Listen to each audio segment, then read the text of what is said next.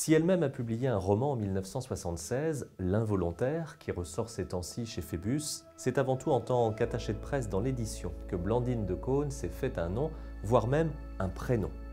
Quand ses propres parents s'appellent Benoît de Groult et Georges de Caunes, il faut assurer, on dit qu'il n'est jamais facile de pousser à l'ombre des grands arbres.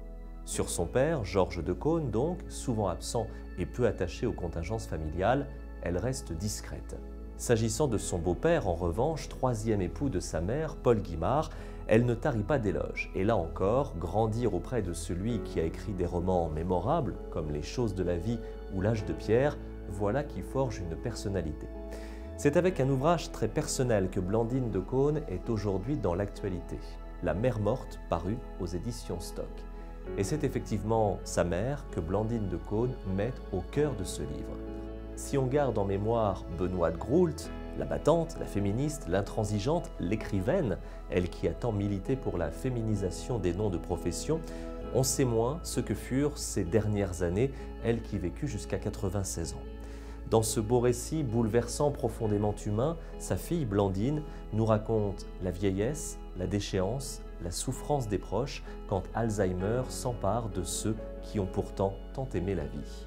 Mais le récit prend encore une autre dimension quand Blandine de Caunes révèle le drame qui, dans le même temps, bouleversa son existence. Sa fille unique, Violette, trouve la mort sur une route ensoleillée à l'âge de 36 ans. Ainsi donc, en 2016, année de ses 70 ans, Blandine de Caunes perd son enfant unique et sa propre mère. Elle écrit alors « Maman est un mot qui a disparu de ma vie, je ne le dirai plus, je ne l'entendrai plus ». Mais son récit est également et surtout un formidable témoignage de vie, de joie, d'enthousiasme, où l'amour et l'amitié tiennent un rôle essentiel.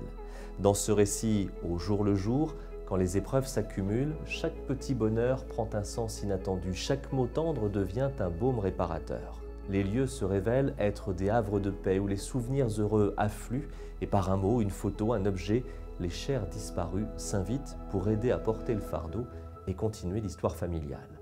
Hommage à sa fille, hommage à sa mère, le livre de Blandine de Caunes est une pépite triste mais lumineuse dont la lecture est indispensable.